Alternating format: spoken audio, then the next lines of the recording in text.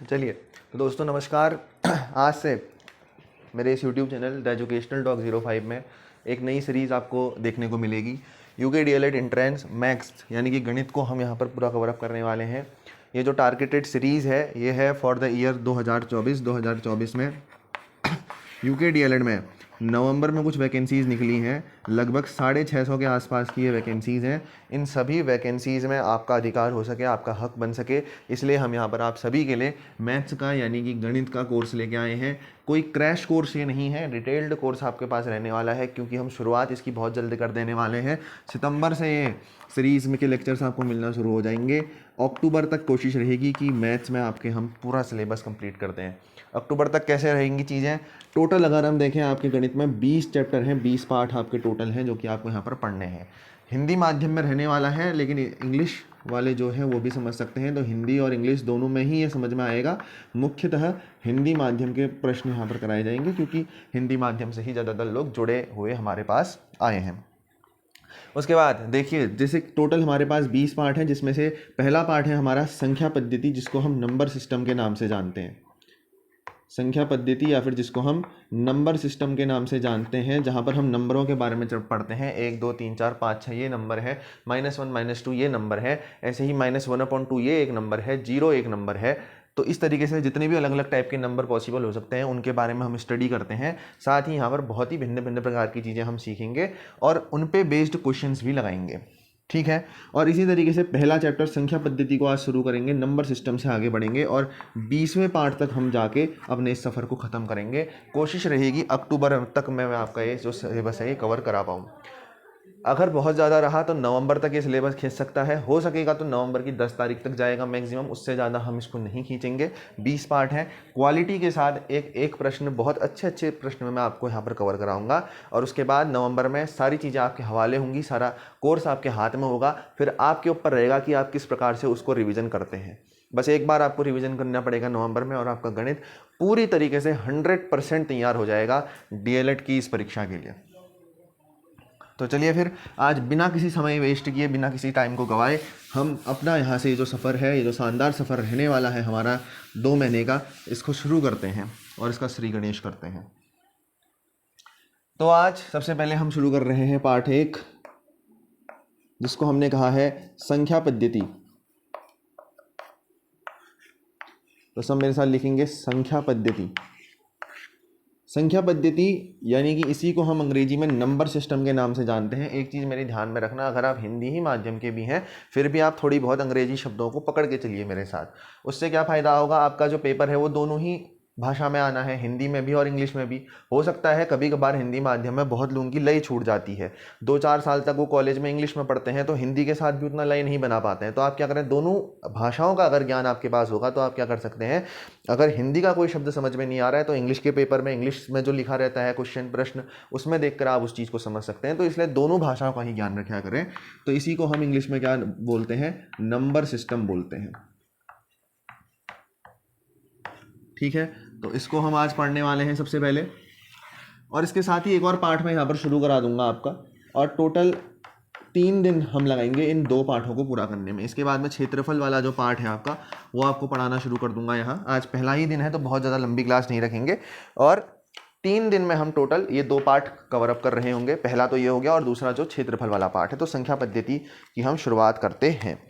देखिए, संख्या पद्धति को पढ़ने में सबसे पहले आपको कुछ बेसिक चीज़ों के बारे में पता होना अत्यंत ही आवश्यक है, जिनमें से पहली चीज़ है प्राकृतिक संख्याएं।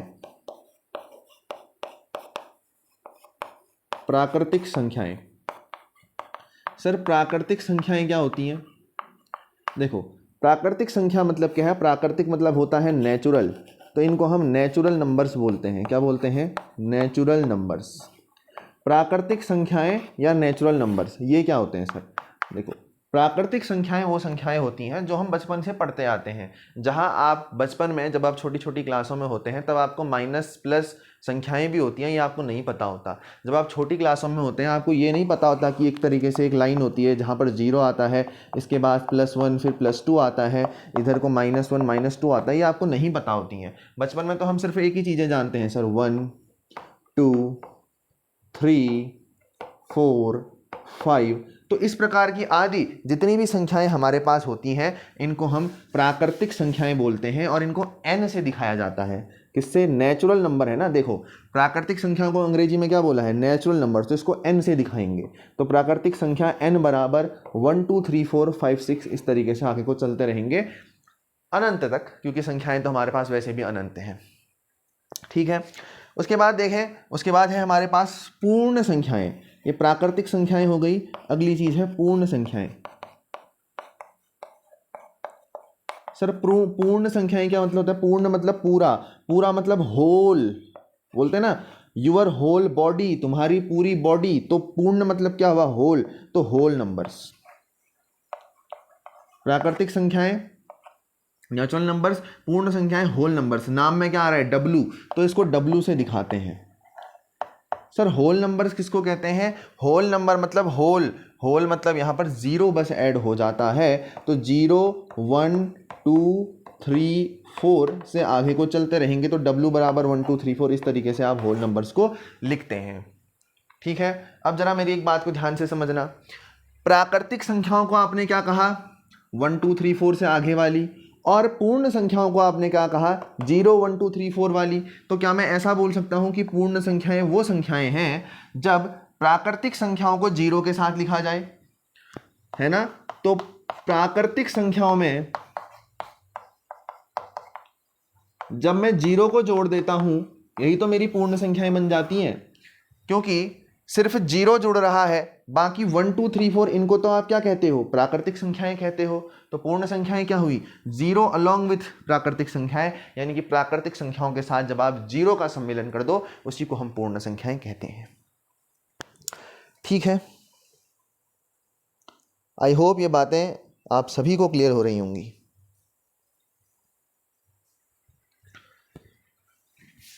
चलिए, बहुत ही बेसिक सी बातें थी ये।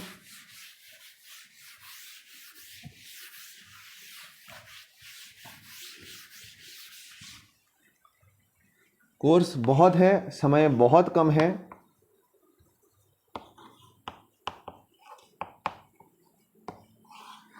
और भी चीज़ें आपको करनी है ना? बट मैं इतना कह सकता हूँ कि गणित में जितने सवाल आपको कराए जाएं उतने आपके लिए पूर्ण होंगे, उससे ज़्यादा आपको कुछ करने की ज़रूरत पड़ेगी नहीं।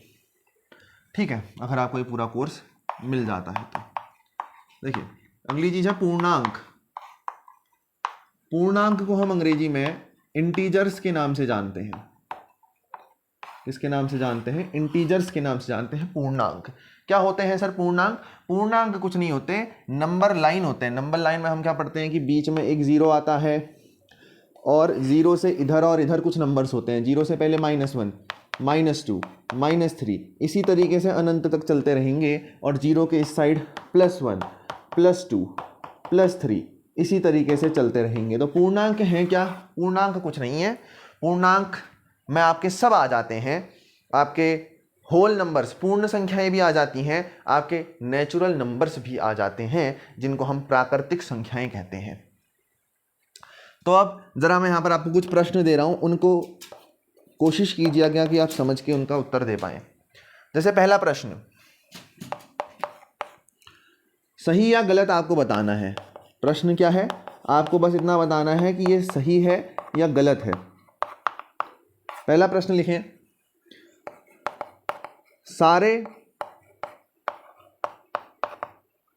सारी लिख देते हैं, सारी प्राकृतिक संख्याएं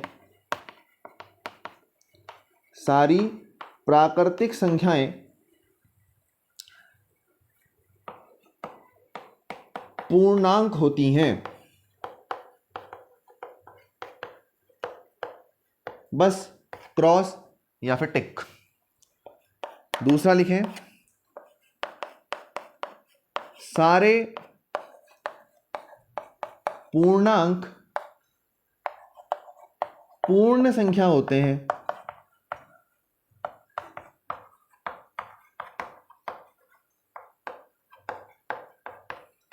बस वही, या तो टिक या फिर क्रॉस। अब इनका उत्तर आप जल्दी से करें, जल्दी से सोचें, आराम से सोच लें, बट थोड़ा जल्दी सोचें, है ना? एक सही या गलत का उत्तर है। उत्तर लेना भी सीखो, जल्दी उत्तर लेना भी सीखो, आपको बहुत ज़्यादा टाइम एग्जाम में नहीं मिलने वाला। अब आप मेरे को पहले का उत्तर बताओ, क्या सारी प्राकृतिक संख्याएं पूर्णांक होती हैं? प्राकृतिक संख्याएं क्या होती हैं सर? जो एक से शुरू होती हैं और आगे को बढ़ते रहती हैं। पूर्णांक क्या होते हैं? जो माइनस वाले भी कंटेन करें, जो जीरो भी कंटेन करें और प्लस भी कंटेन करें। तो प्राकृतिक मतलब प्लस वाली संख्याएं, तो इसमें आ तो गई, तो सारी प्राकृतिक संख्याएं पूर्णांक होती हैं, सही है। दूसरा, क्या सारे पूर्णांक पूर्ण संख्या होते हैं? क्या सारे पूर्णांक पूर्ण संख्या होते हैं? पूर्णांक क्या है? ध्यान से देखें, पूर्णांक माइनस वाला भी है, जीरो वाला भी है और प्लस वाले भी है। पूर्ण संख्या क्या है? जो जीरो से शुरू होती हैं बस, तो जीरो और प्लस ही आया, लेकिन पूर्ण संख्या में पूर्व लिख दिया, सॉरी गलती से, ये पूर्ण संख्या है। क्या सारे पूर्णांक पूर्ण संख्या होते हैं? पूर्ण संख्या में सिर्फ जीरो और प्लस आता है, लेकिन पूर्णांक में माइनस भी आता है, तो इसका उत्तर क्या होगा? गलत। परंतु ये सवाल कुछ इस प्रकार के थे कि आपको आधे मिनट से ज़्यादा का समय कहीं नहीं लगना चाहिए था इनमें, पर फिर भी ठीक है। देखिए, अब पूर्णांक दो तरीके के हो सकते हैं।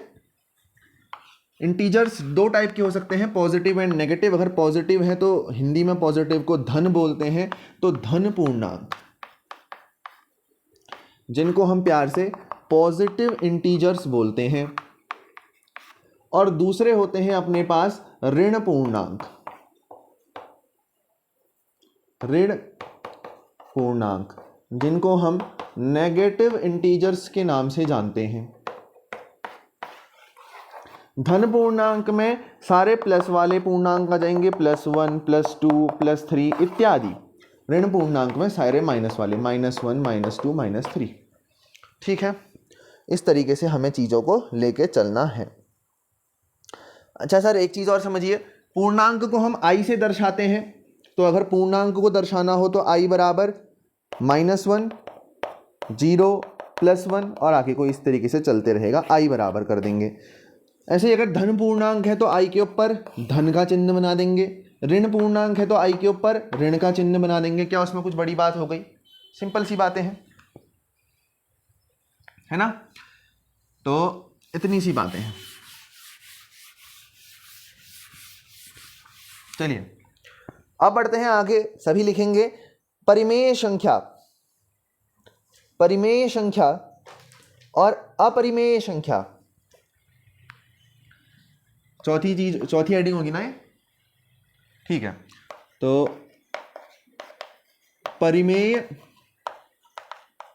और अपरिमेय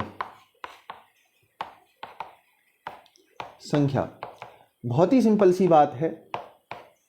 परिमेय को अंग्रेजी में रैशनल नंबर्स बोला जाता है, अपरिमेय को बोला जाता है इररेशनल। ठीक है, रैशनल संख्या, rational numbers and irrational numbers. तो परिमेय संख्या वो संख्याएं होती हैं जिनको हम p/q की फॉर्म में लिख सकते हैं, जहां पर q डजंट इक्वल टू 0, मतलब q की संख्या, q की जो वैल्यू है वो 0 नहीं होनी चाहिए। परिमेय संख्या वो संख्या है जिनको p/q के रूप में लिखा जा सकता है, p q कुछ होगा वहां पर, लेकिन शर्त क्या है कि q 0 नहीं होना चाहिए, p कुछ भी हो सकता है।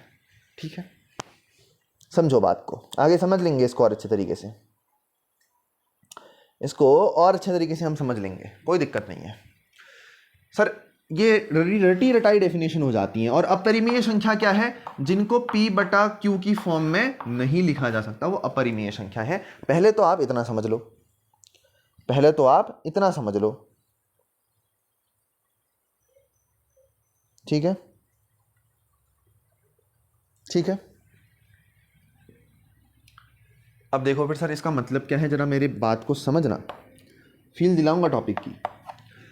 p/q की फॉर्म में लिखने का मतलब क्या है कि जैसे 1 है तो क्या ये एक परिमेय संख्या हुई? हाँ सर हुई। 1 के नीचे कुछ दिया है, नहीं दिया है, तो सबका भाई एक, सबका मालिक एक, तो एक तो अपनी तरफ से तुम जोड़ ही सकते हो, इसके नीचे कोई फर्क नहीं पड़ेगा, एक को एक से भाग कर दोगे कोई फर्क नहीं पड़ेगा, तो चाहे 1 लिखो या 1/1 लिखो। तो क्या ये p/q की फॉर्म में है? हाँ सर है। क्या q 0 के बराबर है? नहीं है, तो ये एक परिमेय संख्या होगी।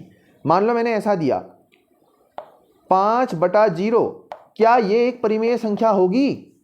नहीं। क्यों? कंपेयर करो, p तो 5 के बराबर है लेकिन q 0 के बराबर है, तो एक परिमेय संख्या नहीं होगी। ठीक उसी प्रकार मैंने एक और एग्जांपल दिया, 0/3, क्या ये एक परिमेय संख्या होगी? यस, ये एक परिमेय संख्या होगी क्योंकि p 0 है लेकिन q 0 नहीं है। p 0 है लेकिन q 0 नहीं है। ठीक उसी प्रकार अगर किसी ने सिर्फ 0 लिख के तुमको दे रखा है, सिर्फ 0 लिख रखा है, तो आप वहां पर इसको भी परिमेय संख्या मानेंगे, क्योंकि नीचे वाली चीज, ये जो डिनोमिनेटर में चीज आ रही है, ये 0 नहीं होनी चाहिए, ऊपर p की वैल्यू तो 0 हो ही सकती है। और अगर सिर्फ 0 दे रखा है, इसका मतलब ये p को दर्शा रहा है, इसने हमें p बता रखा है। अपरिमेय संख्या जैसे कि सर √2, √3 और पाई, ये सारे अपरिमेय संख्या होती हैं। इनको आप p/q, p/q की फॉर्म में नहीं लिख सकते हो। इनको आप सॉल्व करोगे, आपका आंसर पॉइंट में आएगा। तो ये सारी संख्याएं जो हैं ये अपरिमेय संख्या होंगी। अच्छा, अगर किसी को डाउट है तो परिमेय का एक और एग्जांपल लिख लो, -1/2 की भैया इसमें माइनस वाली संख्याएं भी आ सकती हैं। बस शर्त क्या है परिमेय संख्या की? q 0 नहीं होना चाहिए, बाकी तो कुछ ले आओ। ठीक है, चलिए।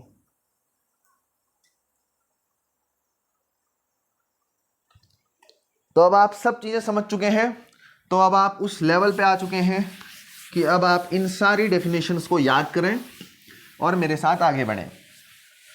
अब आप टॉपिक नहीं बनाएंगे, 4 टॉपिक ऑलरेडी हो चुके हैं, टॉपिक लिखाते रहूंगा, 10-20 टॉपिक बन जाएंगे। कितने लिख लोगे? नहीं लिख पाओगे। क्या करो, कॉपी का एक पन्ना उठा लो, उसमें छोटा सा तो नहीं लेकिन एक बड़ा सा डब्बा बना लो, उस डब्बे में छोटी छोटी चीज़ें बताऊंगा, उनको बस दिमाग में बिठा लेना। उनसे क्वेश्चन नहीं आएगा, बट आपको पता होना चाहिए कि इन चीज़ें होती हैं। इन केस एग्जामिनर का दिमाग घूम गया, उसने कहा बेसिक से ही क्वेश्चन देना है और क्या पता उसके बारे में पूछ लिया, तो आपके ये काम आ जाएगा।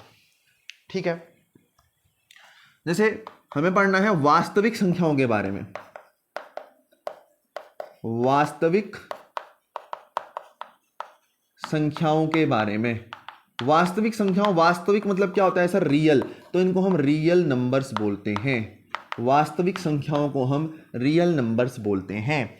वास्तविक संख्याओं के अंदर सारी की सारी परिमेय प्लस अपरिमेय संख्या आती हैं। वे संख्याएं जो या तो परिमेय हो अथवा वो अपरिमेय हो, वो सारी की सारी संख्याएं रियल नंबर्स यानी कि वास्तविक संख्याओं के अंदर आती हैं, जो कि या तो परिमेय हो या अपरिमेय हो। इतनी सी बात है। ठीक उसी प्रकार से इवन और ऑड नंबर्स, जिनको हम हिंदी में सम और विषम संख्याएं बोलते हैं, तो सम यानी कि इवन संख्याएं और विषम यानी कि ऑड संख्याएं,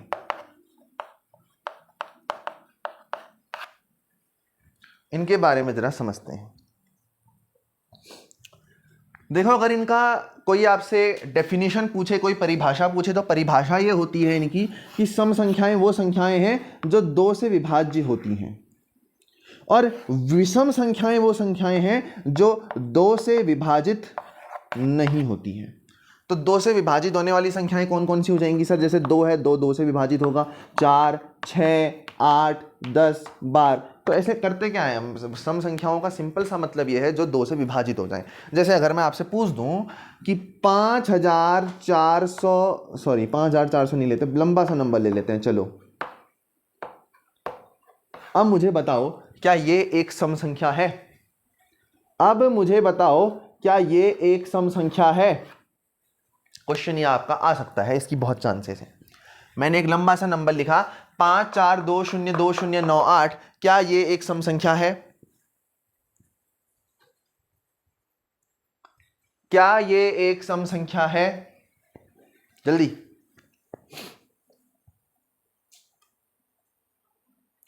चलिए तब तक एक और क्वेश्चन दे देता हूं, थोड़ा सा यहाँ टाइम लगेगा शायद बच्चों को। तो विषम संख्याएं क्या होती हैं? जो 2 से विभाज्य नहीं होती, जैसे 1, 3, 5, 7। अब इसमें एक एग्जाम्पल दे देता हूं मैं, 2, 4, 6, 8, 9, 0, 3। क्या ये एक विषम संख्या है? मुझे बताओ। ठीक है, चलिए जल्दी। चलिए, आशा है सभी का उत्तर अभी तक आ चुका होगा, बहुत बड़ा ये प्रश्न नहीं था। चलिए पहले का बताइए, क्या ये एक सम संख्या है? यहां लोगों का कहना है और वास्तव में एक सम संख्या है। क्या ये एक विषम संख्या है? ये एक विषम संख्या है, ये एक विषम संख्या है। तो अब इस पे बेस्ड कुछ लोगों को कंफ्यूजन है या हो सकता है, तो उस पे आधारित मैं आपको कुछ प्रश्न दूंगा और इनको पहचानने की एक सिंपल सी ट्रिक आपके सामने रखूंगा। ये बताना है कि जो ये संख्या है ये सम है या ये विषम है। ठीक है, 2 मिनट में आप पहचान के उत्तर लाएंगे। नंबर कुछ भी हो सकता है, 5 0 0 2 8 9 8 2 0 0 2 3 5 3 0 0 2 8 9 8 7 6 4 4 0 0 7 7 6 5 0 9 3 4 2 1। सम या विषम कैसे पता लगाएंगे? चाहो तो बोल भी सकते हो। सम या विषम आता है, ये पता कैसे लगाना है, कैसे करते हैं? नहीं आता?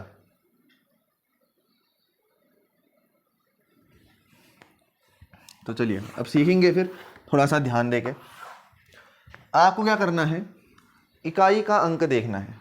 जो भी आपको संख्या दिया है उसके इकाई का अंक देखना है। इकाई का अंक अगर 2 4 6 या 8 में से कोई है तो वो सम संख्या होगी, अन्यथा विषम संख्या होगी। इसका इकाई का अंक 8 है तो ये कैसी संख्या हुई? सम संख्या। इसका 5 है तो ये कैसी हुई? विषम संख्या। इसका 4 है तो ये कैसी संख्या हुई? सम संख्या। इसका 1 है तो ये कैसी संख्या हुई? ये हुई विषम संख्या। बहुत ही बेकार सा प्रश्न था, चलिए आगे बढ़ते हैं। ये प्रश्न कुछ इस प्रकार के हैं जो कि आपको कहीं किताबों में भी देखने को नहीं मिलेंगे, है ना, क्योंकि इतनी बहुत सारी छोटी छोटी चीजें किताब छोड़ देती हैं और जो कि सही मायने में बताई भी नहीं जानी चाहिए, परंतु ठीक है, क्या कर सकते हैं। अभाज्य और भाज्य संख्याएं, देखिए जरा ध्यान से देखना। अभाज्य संख्याएं और भाज्य संख्याएं। अभाज्य संख्याओं को ही हम अंग्रेजी में प्राइम नंबर्स बोलते हैं और भाज्य संख्याओं को हम बोलते हैं प्यार से कंपोजिट नंबर्स। अभाज्य को प्राइम और भाज्य को कंपोजिट नंबर्स बोलते हैं। दोनों में डिफरेंस क्या है, अंतर क्या है, समझिए। दोनों को टेबल बना के इसी प्रकार से लिखेंगे तो आप फायदे में रहेंगे। ठीक है, इंपॉर्टेंट चीज तो ये है ही। प्राइम नंबर्स क्या होते हैं या भाज्य संख्याएं क्या होती हैं? ऐसी संख्याएं जो या तो 1 से या 2 से अथवा खुद से भाज्य हों। मतलब इस टाइप के नंबर्स जो 1 से या 2 से या फिर खुद से डिविजिबल हो, भाज्य हो, उनको हम प्राइम नंबर्स बोलते हैं और किसी से ना हो। फॉर एग्जाम्पल 2 को आप किस किस से डिवाइड कर सकते हो, किस किस से भाग कर सकते हो? 2 को 1 से भाग कर सकते हो, 1 से तो सभी को भाग कर सकते हो ना भाई, और 2 से 2 को तो भाग कर ही सकते हो, और 2 खुद 2 ही है तो इसको क्या ही भाग करोगे, तो ये क्या है, एक प्राइम नंबर है। इसी प्रकार से 7 में आओ। 7 को किस से भाग कर सकते हो? 1 से तो सबको कर सकते हैं। 7 को 2 से भाग कर सकते हो क्या? 7 को 2 से भाग कर सकते हो क्या? नहीं। तो ये 2 वाला सॉरी हटा देना, 1 से या खुद से भाज्य हो। तो 7 को 7 से भाज्य कर सकते हो ना बस, तो ये क्या है, एक प्राइम नंबर है। जो 1 से अथवा खुद से डिविजिबल हो, खुद से भाज्य हो, वही हमारे प्राइम नंबर्स होते हैं।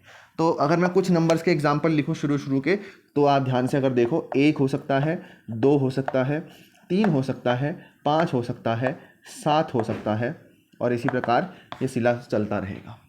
ये सारे के सारे जो नंबर हैं ये भाज्य नंबर, ये अभाज्य संख्याएं हैं, प्राइम नंबर्स हैं। और भाज्य संख्याएं कौन होती हैं? भाज्य संख्याएं वो होती हैं जो एक से और खुद के अलावा बाकी नंबर से भी डिविजिबल होती हैं, भाज्य होती हैं। फॉर एग्जाम्पल 4 को मैं कितनों से डिवाइड कर सकता हूँ? इसको 4/1 लिख सकता हूँ, इसको 4/2 बराबर 2 लिख सकता हूँ, इसको 4/4 लिख सकता हूँ। तो इस प्रकार से बहुतेरे नंबर, 3 नंबर तो यहीं पर हो गए ना। इस तरीके से और भी संख्याएं होती हैं। जैसे 32 है, 32 को मैं कैसे लिख सकता हूँ? 32/1, 32/2, 32/4, 32/8 और 32/32। इसको 32/16 भी लिख सकता हूँ। तो ये सारी संख्याएं कैसी हैं? ये भाज्य संख्याएं होंगी। जो अभाज्यों के बीच बीच में आ रही हैं उनको भी आप ले सकते हो। जैसे 1, 2, 3, यहाँ पर क्या छूट रहा है? 4। तो 4 कैसी होगी? भाज्य। 5 के और 7 के बीच में क्या आ रहा है? 6। तो 6 भी कैसी संख्या होगी? भाज्य संख्या। इस तरीके से चीज़ें आपको समझनी है। समझ में आया?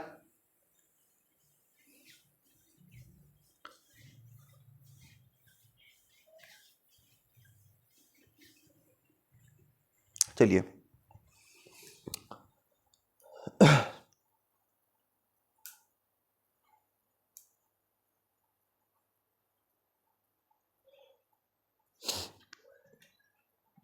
अभी कुछ चीज़ें ऐसी हैं जो मुझे आपको बताने की सख्त ज़रूरत है ना। बहुत ही महत्वपूर्ण चीज़ें हैं वो।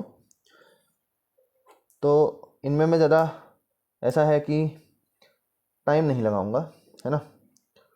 तो ये पार्ट, क्योंकि मैंने कहा मैं आपसे 2 दिन में आपको कराऊंगा, तो थोड़ा सा हिस्सा हम आज करेंगे, थोड़ा सा कल करेंगे। आज का हिस्सा हम कर चुके हैं, परंतु आज के हिस्से में एक मुख्य चीज़ छूट रही है जो कि सबसे इम्पोर्टेंट है, जो कि आपको बचपन से आनी चाहिए। फिर इसके बाद हम थोड़े से प्रश्न करेंगे इस पार्ट के, और हम एक दूसरे पार्ट की तरफ कदम बढ़ाएंगे।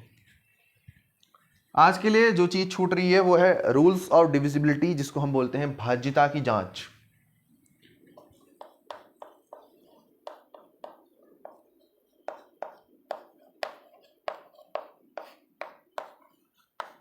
भाज्यता की जांच, इसी को हम बोलते हैं प्यार से रूल्स ऑफ डिविजिबिलिटी। ठीक है, या टेस्ट ऑफ डिविजिबिलिटी, जो कहना है कह लो। इसके लिए एक उदाहरण लो। मुझे ये बताओ,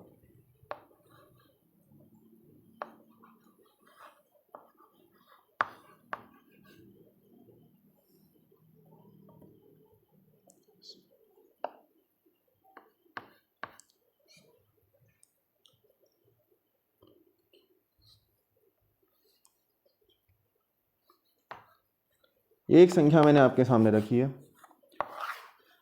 ये किस किस से भाज्य है? मतलब 1 से लेकर 11, या छोड़ो ज़्यादा हो जाएगा, 1 से लेकर 9 के बीच में किस किस से भाज्य है?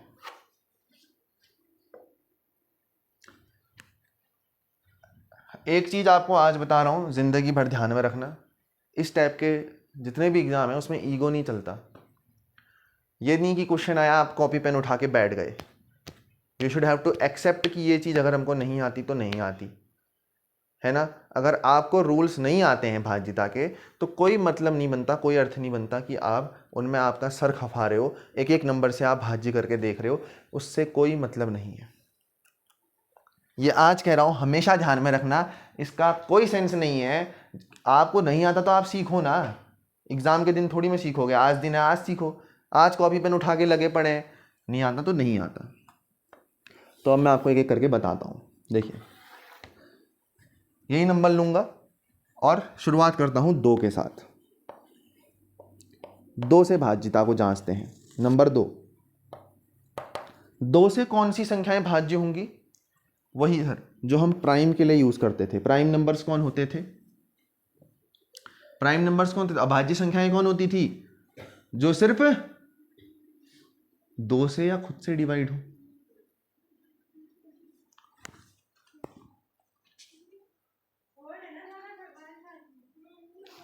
सॉरी, सम संख्याओं की मैं बात कर रहा था। थोड़ा इंग्लिश मीडियम से हिंदी मीडियम में आया तो ये थोड़ी सी दिक्कत रहेगी यहाँ पर। मैं बात कर रहा हूँ सम संख्याओं की। सम संख्याएं कौन होती थी? इवन नंबर्स कौन होते थे? 2, 4, 6, 8, जो कि 2 से डिवाइड होते हों, 2 से भाज्य होते हों। तो वही रूल यहाँ पर लगाएंगे। नंबर 2 के लिए जो है भाज्यता का नियम वो ये है कि जो इकाई का अंक है उसमें 2, 4, 6, 8 अगर है तो वो 2 से डिविजिबल है। जैसे मुझे बता भाई इसका इकाई का अंक क्या है? 4 है, तो क्या ये 2 से भाज्य है? हाँ सर, ये 2 से भाज्य है। कुछ एग्जाम्पल और देख। 224 इकाई का अंक 4 है तो 2 से भाज्य होगा। 223 इकाई का अंक क्या है? ऑड नंबर है, विषम संख्या है, तो नहीं होगा। 226 2 2 4 8 8 आया सर, होगा। 2 2 7 7 आया, नहीं होगा। देखो सिंपल था क्या? हाँ सर। 2 से भाज्यता समझ में आई, 3 से भाज्यता।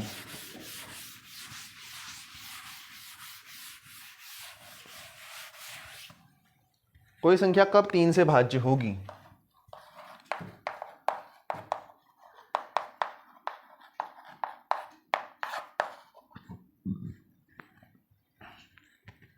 तीन से भाज्यता कैसे जांचते हैं? सॉरी,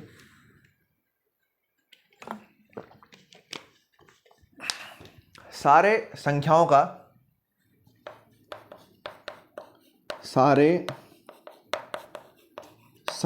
को आपने सम जोड़ देना है।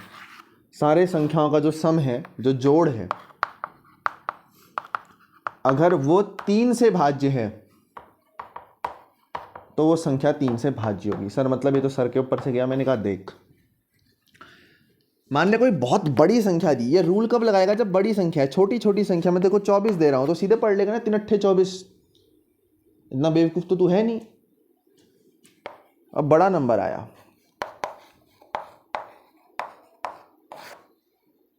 जो मैंने पहले नंबर लिखा था वो भी 3 से भाज्य होगा, क्योंकि उसका सम 30 आ रहा है। मैंने इसी तरीके से उस नंबर को लिखा था, देख सकते हो।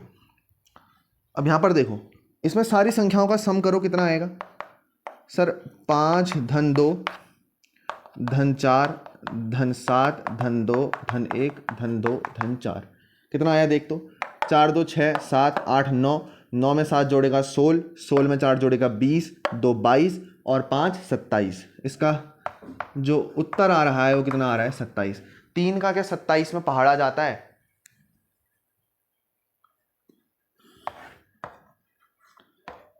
तिन्नम, तो ये संख्या 3 से भाज्य होगी। इसी तरीके से देखो, किसी ने दिया 2 2 3 4 6 8 9, यहां पर इसको सम करो। 9 में 8 जोड़ोगे 17, 17 में 6 जोड़ोगे 23, 23 में 4 जोड़ोगे तो 27, 3 30 और 34। क्या 34 में 3 का पहाड़ा जाता है? नहीं जाता, तो ये भाज्य नहीं होगी 3 से। ये 3 के साथ भाज्यता का नियम है। ये 3 के साथ भाज्यता का नियम है। एक चीज मेरी बात ध्यान से सुन लेना, लिखाने का और लिखने का टाइम अब आपके पास नहीं है।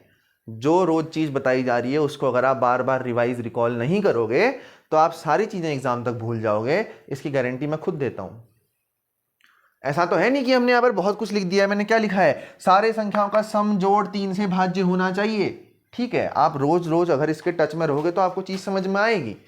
10 दिन बाद मुंह खोल के किताब की तरफ देखोगे तो लगेगा यार क्या लिखा था? सारे संख्या, कौन सी सारी संख्याएं हैं, कौन सा सम है, कौन सी सारी चीजें हैं, ये सारी चीजें। ठीक है, और एक चीज हमेशा ध्यान में रखना कि आप जितने आराम से बैठ के इस लेक्चर को देख रहे हो, सामने बनाने वाला उतनी ही कठिनाई करके, उतना ही प्रयत्न करके खड़े होकर इस लेक्चर को बना रहा है। तो क्या गारंटी है कि आप निकलोगे? है ना, कोई ऐसा भी है जो कठिन परिश्रम कर रहा है? अगर आप बहुत मजे में आके चीजों को लेके चल रहे हैं तो फिर मुश्किल है भाई। देखो 4 से भाज्यता, 4 से भाज्यता क्या है? 4 से भाज्यता ये है कि सर इकाई और दहाई अंक का जो जोड़ है वो 4 से भाज्य होना चाहिए, वो 4 से भाज्य होना चाहिए। जैसे एक संख्या ली 5 4 9 8 7 6, 2 3 4 5 6 7 8 4। दोनों संख्याओं में देखो इकाई के अंक पकड़ो, यहां पर है 7 और 6, 7 में 6 जोड़ा 13, 13 क्या 4 से भाज्य है? नहीं, तो ये संख्या 4 से भाज्य नहीं होगी। इधर देखो दो शब्द इकाई और दहाई के दो अंक पकड़े, इन दोनों का सम करो, जोड़ करो, 8 और 4 12, 12 क्या 4 से डिविजिबल है? हाँ सर, ये तो 3 बार जाता है, तो ये संख्या भी 4 से भाज्य होगी। सर इसका क्या डायरेक्ट क्वेश्चन आएगा? मैं बता रहा हूं ना तेरे को, डायरेक्ट क्वेश्चन नहीं आएगा। ये क्वेश्चन के बीच में एक छोटा सा पार्ट होगा जहां तेरे को भाज्यता निकालनी पड़ेगी, या बहुत बारी डायरेक्ट क्वेश्चन भी देखने को मिलता है। डीलेट का पेपर ऐसा तो है नहीं कहीं तो उठा के बन जाता है ना? तो समझ बात को, समझ बात को।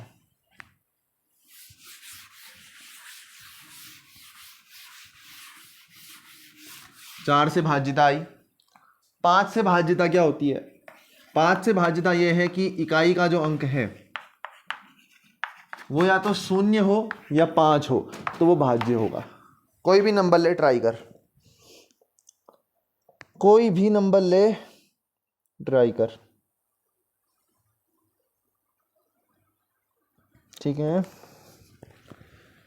जैसे देख मैंने तेरे को नंबर दिया 2 2 0 5 0, फिर दिया 2 2 5 5, फिर दिया 2 3 4, फिर दिया 2 3 3 7 8 9। देख इकाई में 0 है तो हाँ भाज्य होगा, 5 है होगा, 4 है नहीं होगा, 9 है नहीं होगा, 0 या 5 में से कुछ होना चाहिए। यहाँ पर 5 था, यहाँ पर 0 था, तो ये 5 से भाज्य होगा। छठवां 6 से भाज्यता का नियम। 6 से कोई चीज कब भाज्य होगी? ऐसी संख्याएं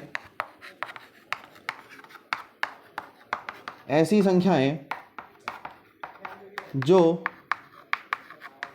2 और 3 दोनों से भाज्य होंगी, वो 6 से भाज्य होंगी। अब एग्जाम्पल ले लेते हैं, जैसे मैंने लिया 2 3 4 5 6, क्या ये 2 से भाज्य है? सर लास्ट में 6 आ रहा है तो 2 से तो भाज्य है।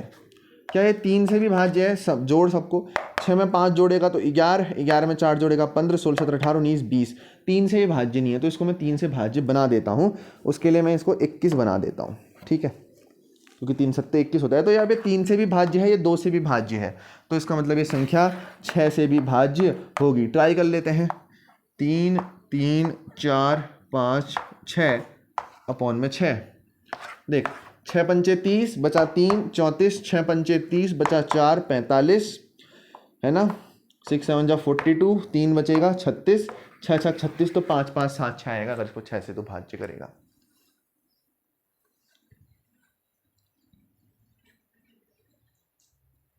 ठीक है, जल्दी लिख।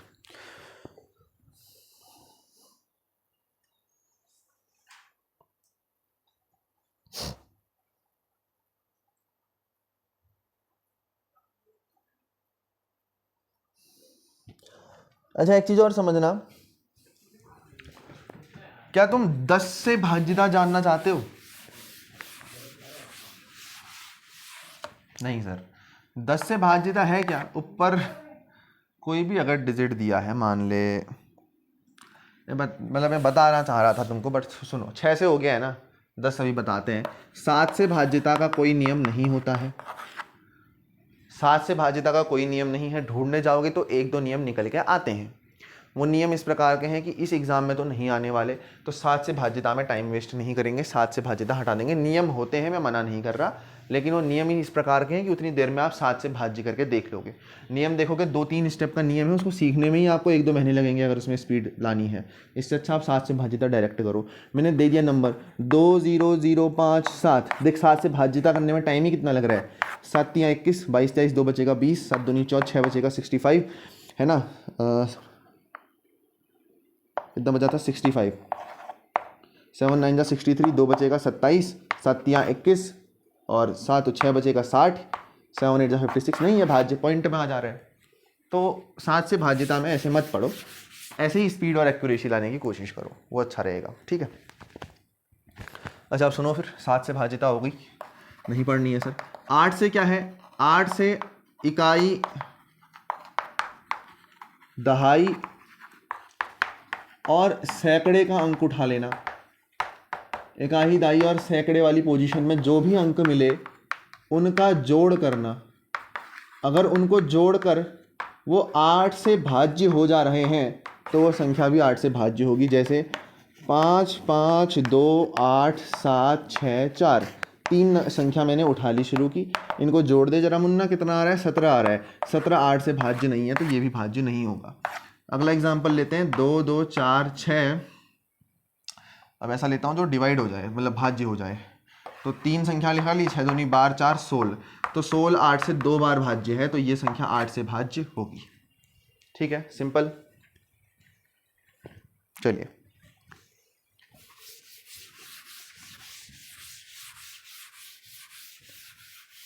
अब जानते हैं 9 से भाज्यता का नियम। 9 से भाज्यता का नियम 3 से भाज्यता के नियम के बराबर है। अगर दी गई संख्या के सभी अंक का जो योग है वो अगर 9 से भाज्य है तो वो संख्या भी 9 से भाज्य होगी। ठीक है। अच्छा 10 से भाज्यता क्या है सर? 10 से भाज्य कुछ नहीं होता भाई। अगर मान लो तेरे को 5 5 4/10 दे रखा है तो ये 0 का मतलब है ऊपर एक पॉइंट इधर को खिसका दे, तो ये क्या बन जाएगा 55.4। अगर तेरे को ऐसा दे रखा है 5 5 0/10 तो 0 से 0 काट दे, आंसर क्या आ जाएगा 55, है ना। ये किसी को समझ में नहीं आया तो मैं और बता देता हूँ। 4 4 9/10 है तो क्या कर, ये यहाँ से 0 हटा और एक पॉइंट इधर को ले आ, किधर को, बाईं तरफ को, तो कितना बनेगा 44.9। यही है 10 से भाज्यता, इसके अतिरिक्त कुछ नहीं है। जितने 0 उतना इधर को खिसकाना होता है। अब 11 से भाज्यता हेडिंग डाल, है ना। अच्छा एक काम कर सकते हैं हम, 11 से भाज्यता मैं तुमको एक प्रश्न के माध्यम से कराऊंगा, कैसा रहेगा, है ना।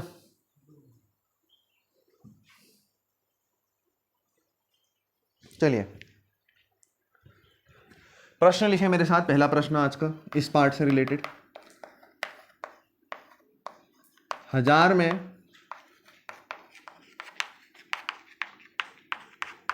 कौन सी संख्या जोड़ी जाए कि वह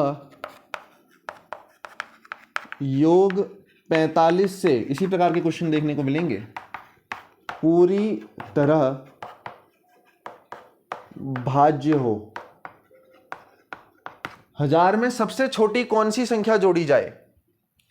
कौन सी संख्या को कैसी होनी चाहिए, सबसे छोटी। तो 1000 में सबसे छोटी कौन सी संख्या जोड़ी जाए जो कि योग 45 से पूरी तरह भाज्य हो, ये आपको निकालना है। अब जरा मेरी बातों को सुनो। इन क्वेश्चनों में गधा मेहनत मत करना, बहुत ही बेकार क्वेश्चन होते हैं। इन क्वेश्चनों में ये नहीं करना, कौन सा पेपर देने जा रहे हो वो तो पता होना चाहिए ना। सब्जेक्टिव पेपर नहीं है ये, ऑब्जेक्टिव पेपर है, एमसीक्यू आएंगे। तो तुम्हारे पास 4 ऑप्शन देगा वो। जैसे यहां पर इसने ऑप्शन दे रखे हैं 35 80 20 10। 35 80 20 10। अब सुन मेरी बात, यहां पर कोई ट्रिक या जानने की तेरे को जरूरत नहीं है, बस ऑप्शन से रखते जा और आंसर तेरा आते जाएगा। 1000 में जोड़ना है ना ऐसी संख्या जो कि 45 से पूरी प्रकार डिवाइड हो जाए। तो अगर 1000 में मैं 10 जोड़ूंगा मान ले 1010 हो जाएगा। 1010 तो 45 से डिवाइड होता ही नहीं है। कैसे सर? 1010 45 पन्नम 45 और 2 तो 22/9 आया। तो आंसर डी तो नहीं हो सकता। सी की बात करते हैं तो कितना बनेगा? 1020/45 पन्नम 45 2 और 4 24/9, ये भी नहीं हो सकता। ए वाले में देख 1035/45 पन्नम 45 पंदुनी 75 35 है ना। जस्ट अ मिनट, कितना आया? 1035/45 है ना। 5 9 45 5 2 10 5 7 35 9 3 27। देख भाई, इस प्रकार से चीजें तेरी निकल आएंगी।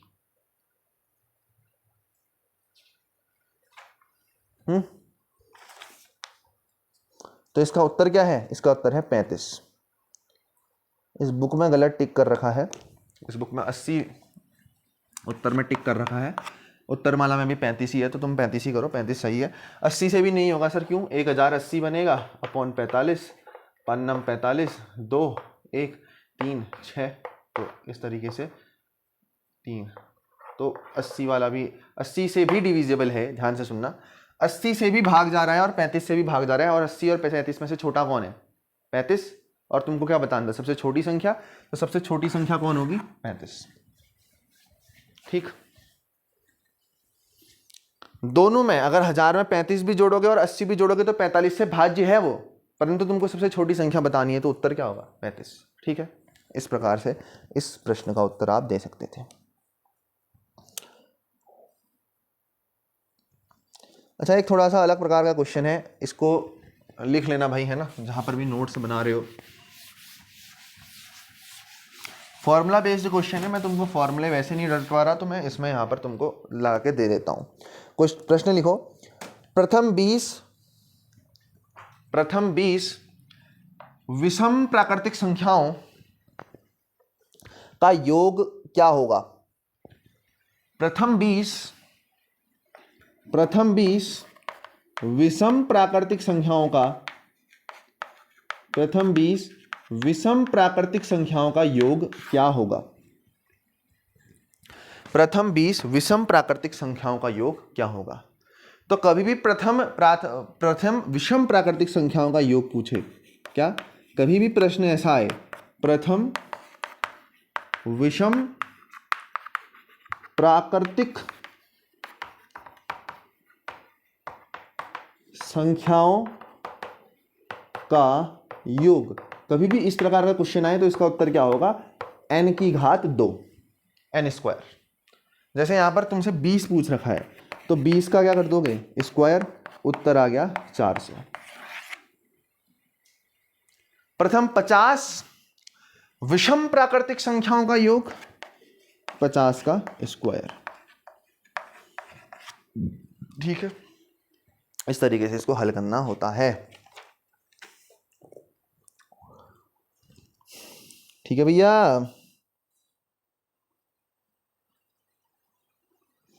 एक फुद्दू सवाल यार, उड़ा दो इस सवाल को। आज का तीसरा प्रश्न,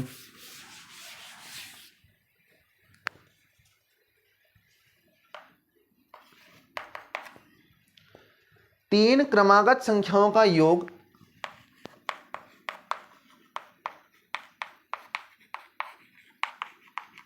तीन क्रमागत संख्याओं का योग 87 है, 87 है। दूसरी संख्या ज्ञात कीजिए। बहुत ही सरल सवाल, इससे सरल सवाल तुमको पूरे पेपर में नहीं मिलेगा। ऐसा मेरे लिए कहने के लिए आसान है, बट तुम अगर पहली बार कर रहे हो तो तुम्हारे लिए तो भाई फिर दुनिया जहान एक है। कोशिश करो। ध्यान क्या रखना है? योग इतना है, जो चीज दी है उस पर फोकस करना, और क्रमागत संख्याएं हैं, इस चीज को ध्यान में रखना। क्रमागत संख्याएं क्या होंगी? क्रमागत संख्या कैसे बनाओगे, इसको फोकस में रख के चलना।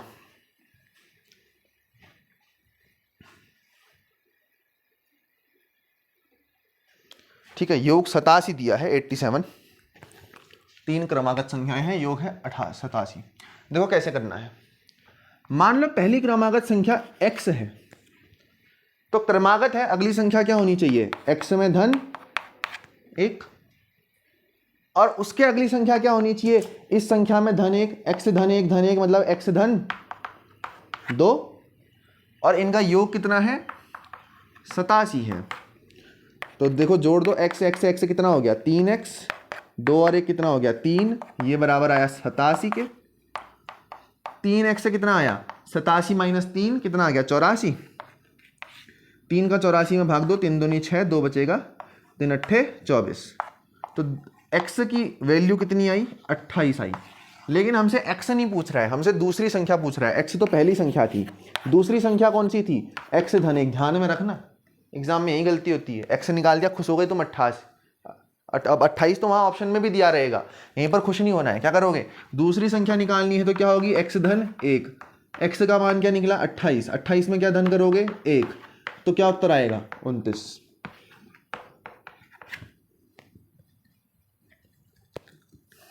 ठीक है, इतनी सी बात है।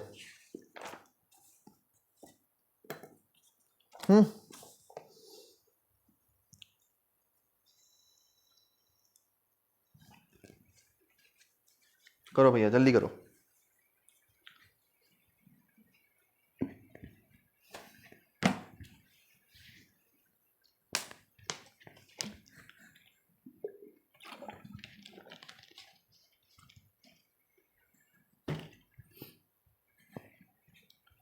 चलिए अब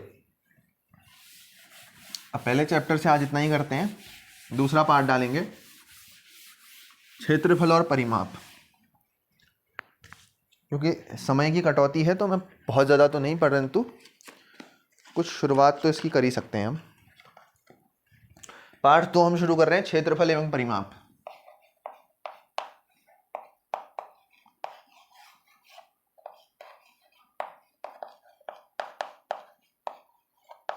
क्षेत्रफल एवं परिमाप। देखो क्षेत्रफल को अंग्रेजी में बोलते हैं एरिया। देखो जब अगर तुम जमीन खरीदने गए हो कभी, तो तुम वहां पर बोलते हो कितना एरिया है भैया, कितना बीघा जमीन है, तो वो एरिया है। और परिमाप मतलब होता है यहाँ पर पेरीमीटर अंग्रेजी में। तो पहले तो ये समझो क्षेत्रफल क्या है।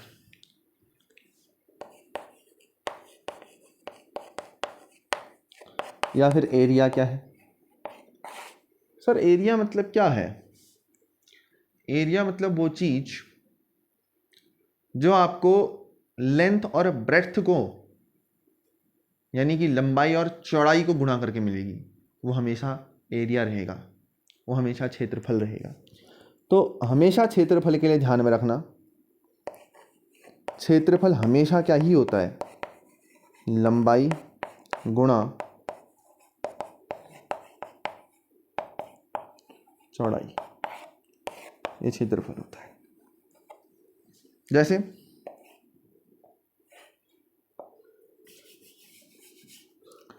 ये एक रेक्टेंगल मैंने आपको दिया।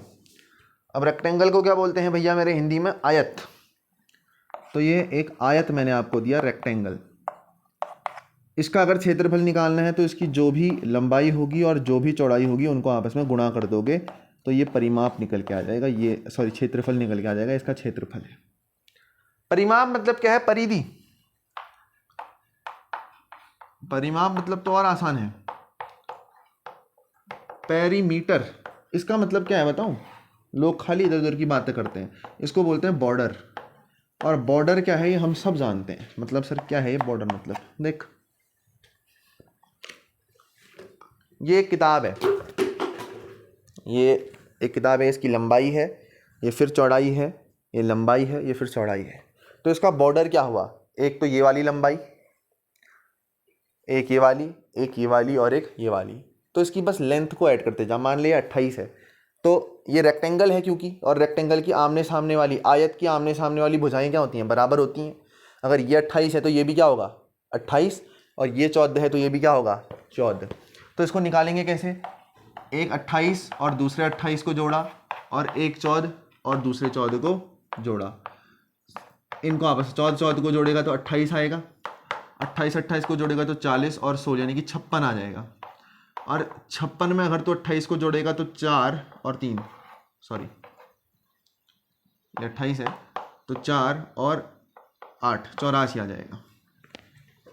तो ये इसका क्या हो जाएगा, परिमाप हो जाएगा। इसी प्रकार से अगर मैं एक तेरे को सर्कल देता हूँ, एक गोला देता हूँ और इससे मैं तेरे से बोलता हूँ कि इसकी परिधि, इसका परिमाप बता दे, इसका परिमाप क्या होता है, इसका परिमाप होता है 2πr।